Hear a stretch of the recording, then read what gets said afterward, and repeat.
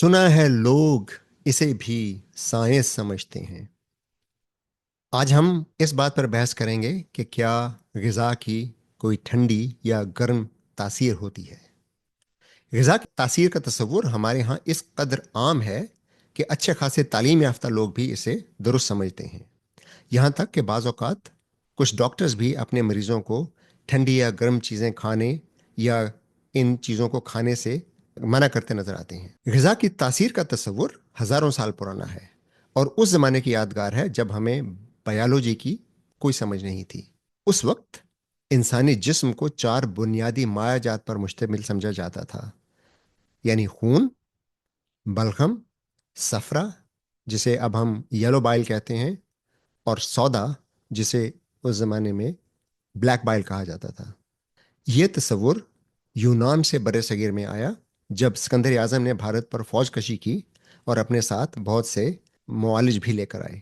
उस ज़माने में खून का मिजाज गर्म और तर समझा जाता था, बलगम का मिजाज सर्द और तर समझा जाता था, सफरा का मिजाज गर्म और खुश्क समझा जाता था, और सौदा का मिजाज सर्द और खुश्क समझा जाता था। इन रतूबतों की वजह से इंसानों में पैदा होने वाली खसूसियात भी मुतय्यन की गई थीं।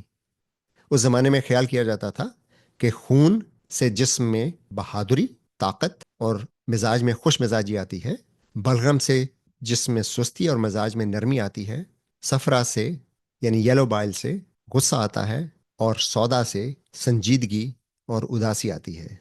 बीमारियों की वजह इन रतूबतों में एतदाल की कमी समझा जाता था। इसी तरह ग़िज़ाओं की भी मिजाज समझे जाते थे, यानी ग़िज़ाओं को भी गर्म या सर्द और खुश्क या तर समझा जाता था। इसलिए अगर किसी रतूबत की कमी या ज़्यादती की वजह से उनमें अदम एतदाल पैदा हो गया हो तो उसका इलाज उन ग़िज़ाओं से किया जाता था जिनके मिजाज से इन अनासर में इतदाल वापस लाया जा सके। ग़िज़ाओं की गर्म या सर्द तासीर की रिवायात की बुनियादी वजह यही है। इस बहस से हम ये समझ सकते हैं कि गर्म और सर्द या खुश्क और तर ग़िज़ा का तस्वुर किस कदर पुराना और बेमानी है। अब हम जानते हैं कि खून, बलगम या बाइल का कोई मिजाज नहीं होता। ये सिर्फ रतूबतें हैं जो हमारे जिस्म के मुख्तलिफ आज़ा खारिज करते हैं, और हर रतूबत की एक पेचीदा केमिस्ट्री होती है और एक फंक्शन होता है। हमारा जिस्म इंतहाई पेचीदा है और जिस्म को सेहतमंद रखने के लिए इन रतूबतों के अलावा भी बहुत से बायोकेमिकल तामुलात होते हैं जिन्हें समझना ज़रूरी है। अब 21वीं सदी में हम जिस्म की पेचीदगी को बहुत अच्छी तरह से समझते हैं। जिगर, दिल, इन्हज़ाम और दूसरे अज़ा के फंक्शन को भी अच्छी तरह से समझते हैं। खुर्दनी अशिया में कौन कौन सी अज्जा शामिल हैं ये भी हम समझते हैं, और ये अज्जा जिस्म में कौन कौन से केमिकल तामुलात यानी केमिकल रिएक्शंस करते हैं इससे भी हम अच्छी तरह से वाकिफ़ हैं। इसलिए अब हम किसी भी ग़िज़ा को सिर्फ गर्म या सर्द कहकर नहीं गुजर जाते, बल्कि उससे उसके अज्जा को देखते हैं, उन अज्जा से पैदा होने वाले कीमियाई तामुलात को देखते हैं, और इन तामुलात को सिर्फ गर्मी या सर्दी कहकर नहीं गुजर जाते।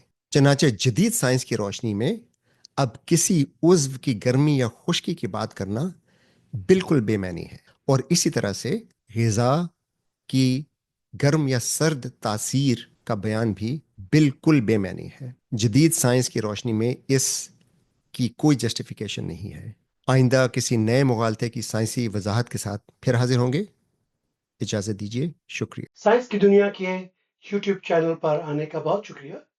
आप प्लीज इस वीडियो को देखिए, लाइक कीजिए, हमारा चैनल सब्सक्राइब कीजिए और अपने जानने वालों के साथ इसको शेयर कीजिए, और हाँ, बेल आइकन को दबाइए ताकि आपको फौरन हमारी नई वीडियोस की नोटिफिकेशंस मिल जाया करें।